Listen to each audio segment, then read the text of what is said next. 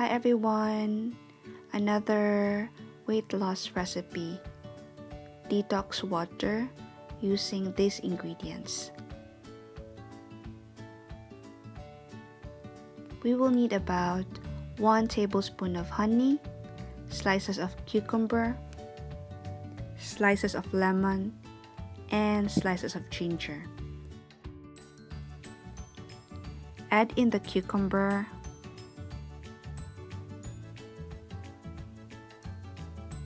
lemon,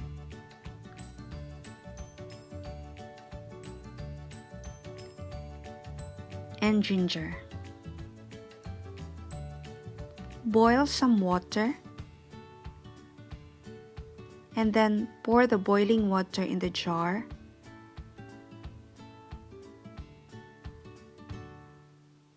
Add in honey,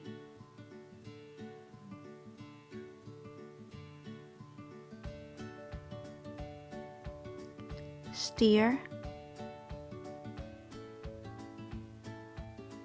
and here is our finished product of our water detox.